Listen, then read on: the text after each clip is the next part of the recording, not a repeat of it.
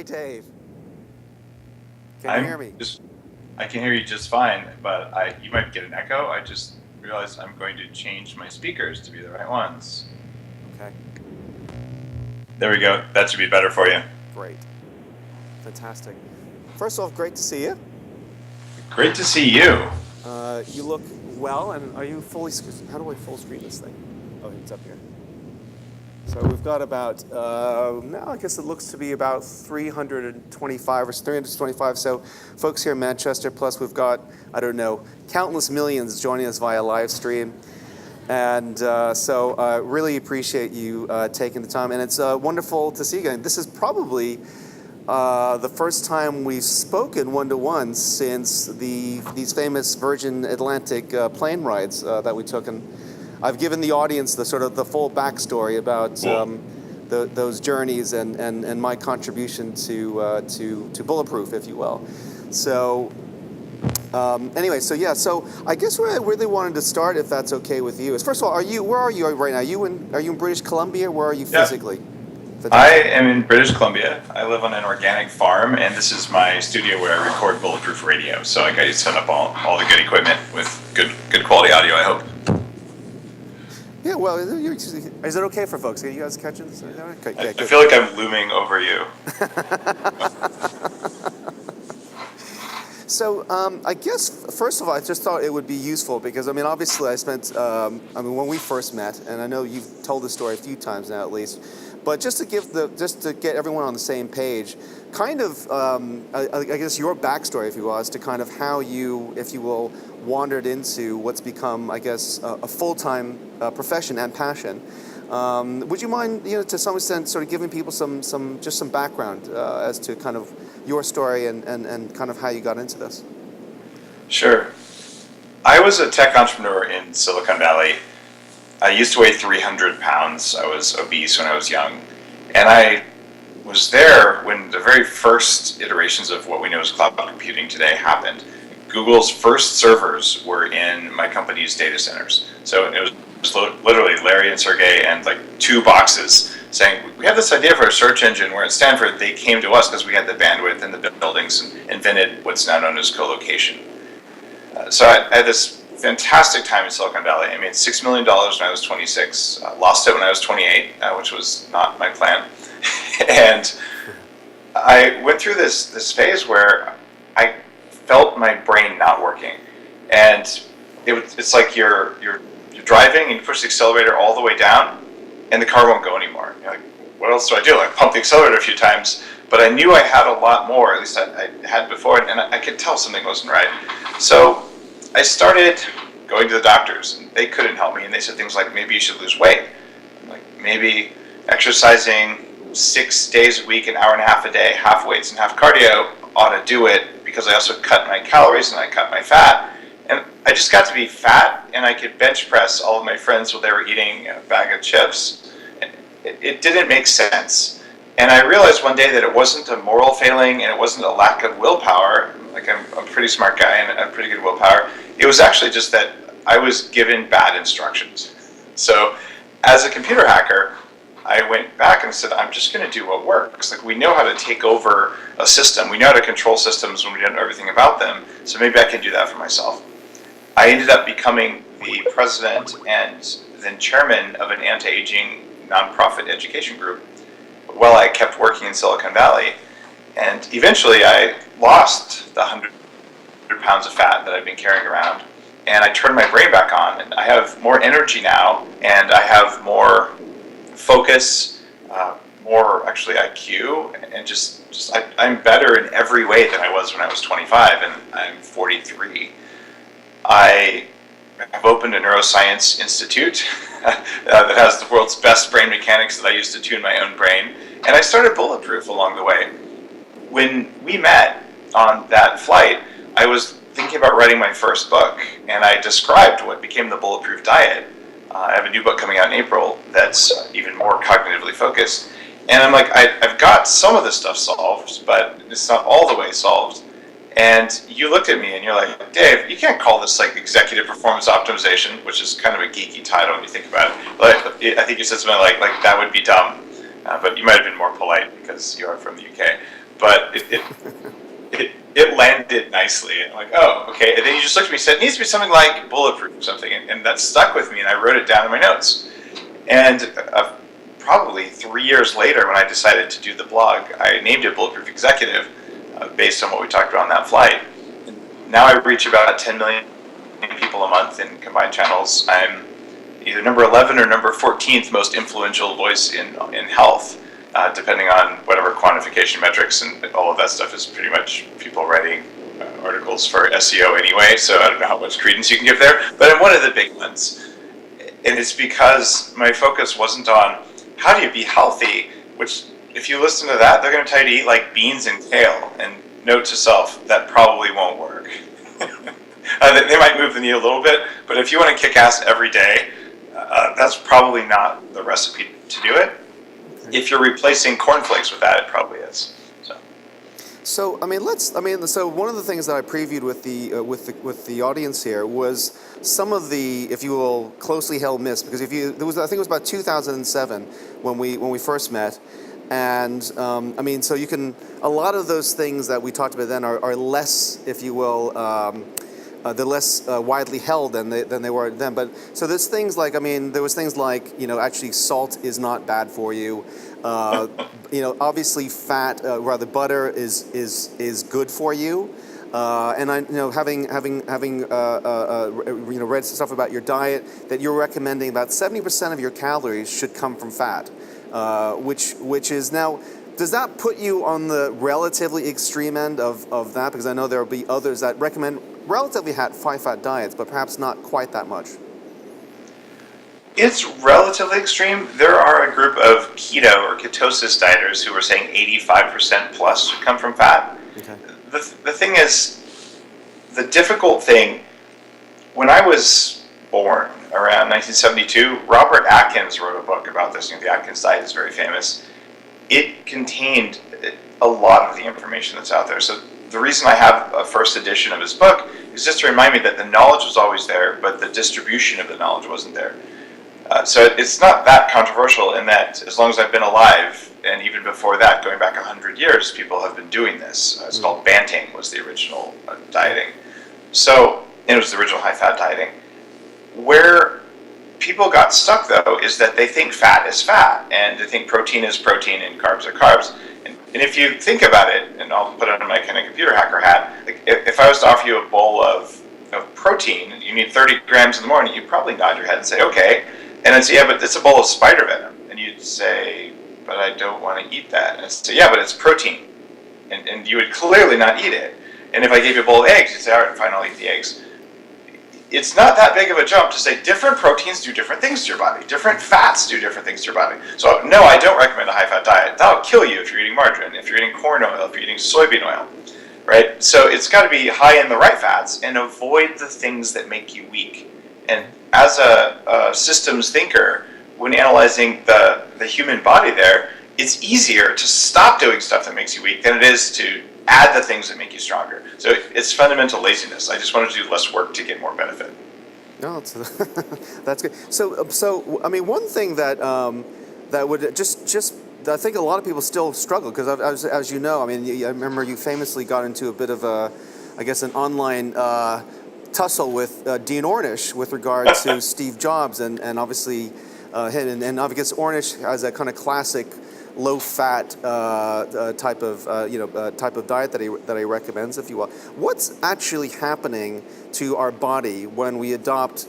How does a low-carb, high-fat diet, high-healthy fat diet, lead to a situation where you can basically lose or maintain weight without having to exercise like an Olympian? There is something called ketosis, which is a fat-burning mode that we've always been capable of. And we theorize that it's a backup mode for our metabolism. So if we don't have enough carbohydrates or maybe protein in the environment, we can switch over to this. We've known about it for a while because every religious tradition has fasting involved somehow or another. And when you go on a fast, your body, after a couple of days, says, I think I'll start burning fat. And then you get this weird mental clarity that happens, which is one of the reasons you do it. It sounds kind of strange, but you'd have no energy, and it's because when you switch over to burning fat, you feel amazing and your hunger goes away. It doesn't make any sense that your hunger would go away that way, but it does. So that's what happens when you go into this mode. The Bulletproof diet is a cyclical diet where you go into that mode and then you go out of that mode. The problem is that for you and me and most people listening, we have work and we have families and we have stuff to do. It's kind of hard to not eat for 2 or 3 days to go into that mode. And it is possible on a 85-90% fat diet with no carbs at all that you can get into this mode, but almost no one will sustain that. So the Bulletproof diet is meant to be something that gives you enough ketones that you enjoy absolute zero cravings and zero hunger. Like you just don't care about food, and you enjoy very high energy levels, and you're getting the benefits of fasting, but you're still consuming some things that give you enough energy to make it through your day, and it doesn't take 2 days to get into that mode. It takes about a half hour to get into that state. Okay. So, Dave, when we met, I mean, it was as I mentioned to folks in the audience, it was a fascinating one to spend a flight from London to San Francisco, and I wish every flight was as fascinating. I mean, obviously, at that point, you were a senior exec. I think were you at VMware at some stage? I was at Citrix, VMware's largest competitor. I ran virtualization strategy for the company before they acquired Zen. And so you were obviously, while you may have been very well known in the virtualization industry, you weren't obviously, if you will, a semi-household name that you've become today. So I guess, what was the journey from, if you will, lots of energy, lots of ideas, this real passion to want to spread that knowledge, to a tipping point where Jimmy Fallon and Queen Latifah and many other people have commented about either the Bulletproof diet or Bulletproof Coffee or something or various other things. What was, because I actually don't know if there is a journey. I don't know if it was just completely accidental and viral, or was it something that you kind of helped kind of growth hack your way to building some great awareness about what you were working on? In my career in technology, I have twice officially been in charge of global evangelism for technology brands. And that's the challenge of explaining really complex stuff to journalists and lay people and customers in a way that they can understand. To prepare for that, for 5 years at the University of California, I ran the Web and Internet Engineering program, where I would teach working engineers in Silicon Valley how the internet worked as a system, even though you couldn't control all of it. So I knew how to take these really complex ideas, how to share them. And I learned the incredible dark art of standing in front of a crowd and making them care even a little bit about antivirus software. Okay? That is a really big challenge, right? It's just not exciting in any way, shape, or form, right? If you can do that, now what I talk about is, would you like to have more energy? Would you like your brain to work in a way that it hasn't before? Like, do you want to actually have control of your own biology? Like, that's easy. But it did involve 10,000 hours on stage in front of a classroom and hundreds of keynotes and media training with countless things. I was, in the very, very early days, I'm the first guy to sell anything over the internet, and I was an internet journalist. I reviewed Mark Andreessen's 1.0 browser versus NCSA Mosaic. Like, I've been in this for a long time, learning how to communicate. So I just took that and I said, I'm going to start a blog. The blog is written for me. When I was 20 years old, if someone had told me all the things I know now after 15 years of studying anti-aging research and human performance, if someone had just done me the solid of sharing this with me or showing it to me in a way that I could absorb, it would have radically changed my life. I would have struggled so much less, I would have had so much more energy, and my career would be in a different, even better place than it is today, because I wouldn't have wasted so much time and energy, and just I wouldn't have struggled so much. So I thought maybe 5 people will read the Bulletproof blog, and it'll absolutely change their life, and I will win the karma bonanza. That is so big. I can't explain how much energy went into doing what I did, and it was not necessary. It was just because the knowledge was here, but the awareness was not here. So I decided I was going to take the skills I developed in Silicon Valley to take the awareness of this stuff and to bring it out there. I had no idea how many people would care, would listen to it, and I didn't really care, because if one person did what I said, it would totally change things. And that's still my ethos, but the math is different for Bulletproof now. I look at the number of hours of content that's consumed, and I've consumed at least 100 full human lifetimes of people reading or listening to Bulletproof Radio or all these other things that I do. So I'm either a mass murderer if I'm wasting all those people's time with pictures of cats, or I'm really providing an act of service. So I feel a very great responsibility for it. But that's always been why I started Bulletproof. It was just to keep people from going through what I went through.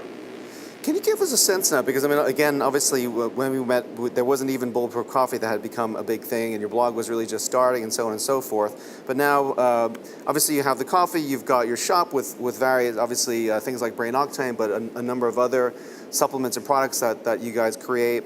You've got Bulletproof Radio, which is your weekly podcast about basically all things, I suppose, biohacking and health. And did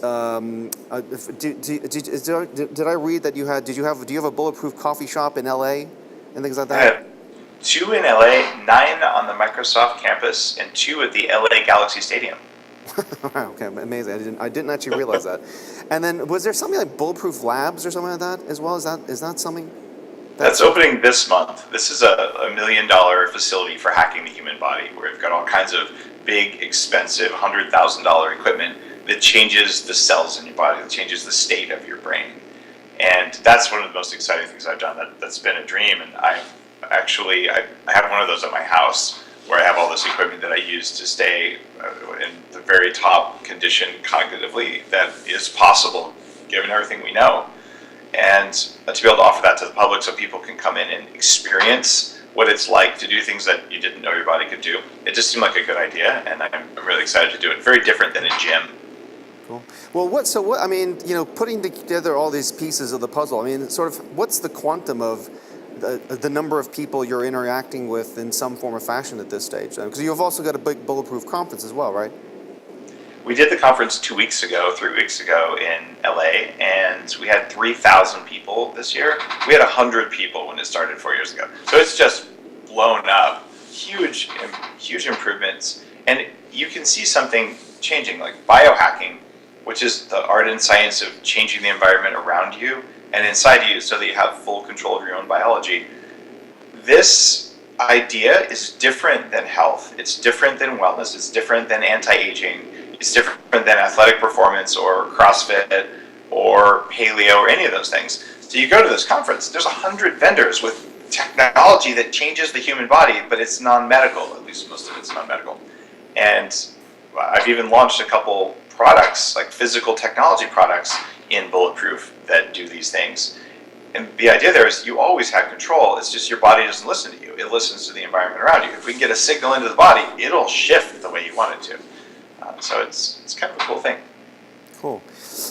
You mentioned paleo, and one of the questions I wanted to ask you about is, just checking the time here about how much time we've got, is, there are other, I suppose, similar diets out that are also quite popular. So Tim Ferriss has got a slow carb diet. You mentioned paleo. We also talked about Atkins, if you will. So can you kind of compare and contrast, if you will, if there are, I know yours is related but different than all those that I've just mentioned. What's the sort of the key Sure. thing that Bulletproof targets?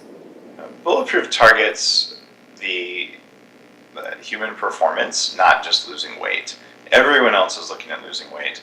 And if you look at the slow carb diet is you eat a lot of lentils, which on the Bulletproof diet are suspect food. They cause inflammation and slow mitochondrial function in a lot of us. So for some people, they're good food, but for a lot of people, they're not good food. And the Bulletproof diet is designed to give you stable energy and no cravings ever. The slow carb diet, you eat like pizza and junk food and beer and whatever you want one day a week. I did that in the late 90s when I was learning all this stuff. You'll have cravings and energy fluctuations for 4 or 5 days after your cheat day. It works okay if you're young and healthy. If you are not under 25, it gets very hard to maintain that. And even now, Tim is talking about putting brain octane in his tea and has moved to more of a cyclical ketosis perspective, which is what the Bulletproof diet is based on. So I think the slow carb diet is a really good diet. It's helped a lot of people, and it's much better than a standard American or a standard, we'll just call it Western diet. But I do believe that don't do things that make you weak perspective is unique for Bulletproof. The Bulletproof diet emerged from research into fertility. My wife, who's a Karolinska-trained physician, was infertile when I met her, and I put together the rules about don't do the things that mess you up, do more of the things that make you strong, in that order. That putting that down actually turned on her fertility. We had one child at age 39, one at age 42 with no fertility assistance. And she runs a global fertility consulting practice now, just over Skype video, using this kind of knowledge. So it's not from this, what did cavemen eat? I don't care what cavemen eat. They didn't have lasers, they didn't have mass spectrometers, they didn't understand what mitochondria were. Like, they didn't know the stuff we know now. So I don't really care if they ate what they had. I can eat anything on the planet. I'm very fortunate that way, but I can, and I will. And if a bucket of gravel is going to make me live the longest, I'll eat a bucket of gravel. Thank God that's not what it takes, right? But it's that perspective that said, no, I'm going to use technology to my benefit. I am going to take smart drugs. I am going to do whatever science and my own experience, my own measurements shows me is going to work. That's what informed the Bulletproof diet. Atkins understood ketosis, but he didn't tell you don't eat things that make you inflamed. Inflammation is really bad. The Bulletproof diet is designed to have no inflammation. The full-on ketosis people, where you do high-fat, low-carb forever, most of them use artificial sweeteners that mess up your gut bacteria, and then you get food cravings and you only lose half your weight. I know I did that for several years, and I could lose 50 of my 100 pounds, but I couldn't lose the other 50. See, I went through these cycles. I've been a raw vegan for a while. I've done the different variations and came up with a set of rules. It's an algorithm, actually, that everyone can follow, but if you follow the algorithm, you're going to find that some foods that would make me weak will not make you weak. So I've called out all the foods that work for some people but not others. You have to know that for you, bell peppers may always give you musculoskeletal pain and muffin top. But for the guy sitting next to you, they may be really healthy because they're full of polyphenols. You just don't know, but if they aren't flagged as a potential risk, you'll just walk around all the time feeling crappy and wondering why you had to get a new hip when you were 60. Cool. Interesting. So, only because we've only got a minute or so left here, I want to squeeze in a couple quick questions. One is, I guess, what's kind of occupying your mind right now in terms of either where you're trying to take Bulletproof or something you're experimenting on, or a message that you're really trying to get out there?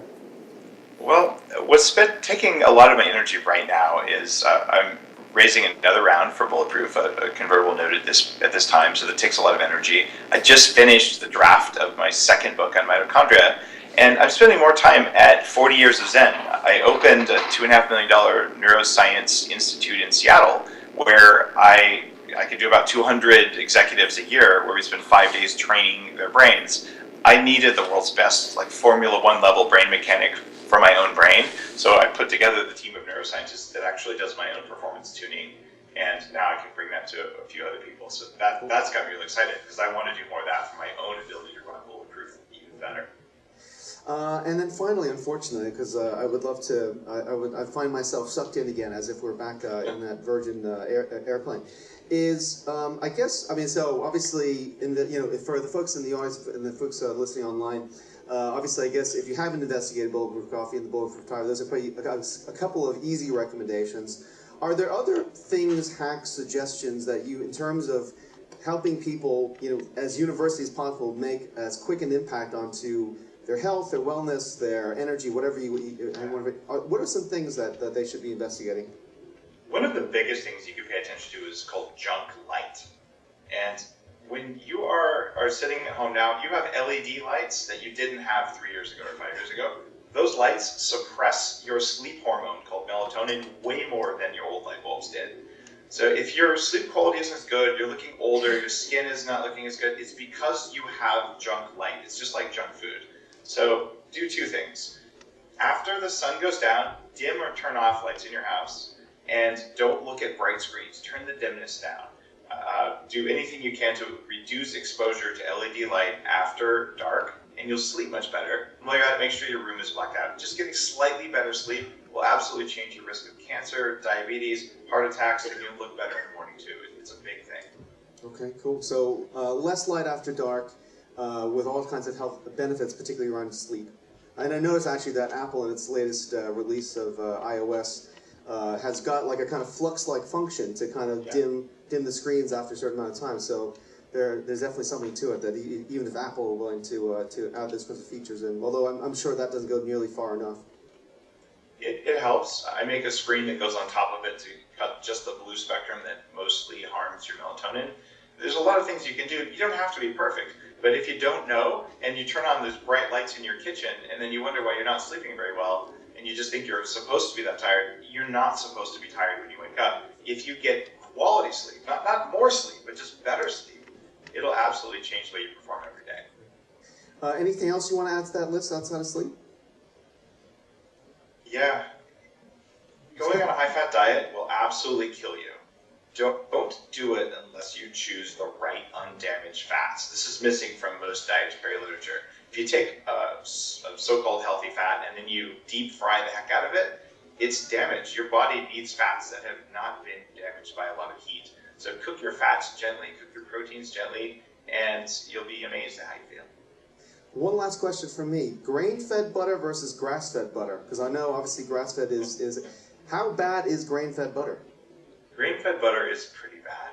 Right. There's two reasons. One, it destroys the environment and it's bad. The second reason is the fatty acids that are in there are the kind that trigger inflammation in you, whereas the kind of fatty acids in grass-fed butter are the kind that support the environment, support healthy soil. They also support a healthy brain, and conjugated linoleic acid, one of the fats that's only in grass-fed butter, encourages weight loss and cognitive function. So it's worth spending a little bit extra to get the good butter. Dave, I would love to go on. Hopefully the next time I see you will convince you to make the flight over here, or we'll catch you over here the next time you're here. I tried. Thank you so much for spending your time this morning. I know how incredibly busy you are, and it's been a pleasure to see the Bulletproof Empire grow and grow. It's an honor to be at Thinking Digital, and thanks again for helping me name Bulletproof. That's the coolest thing ever. Well, thank you for continuing to share the credit. That's really lovely as well. Dave Asprey, thank you very much.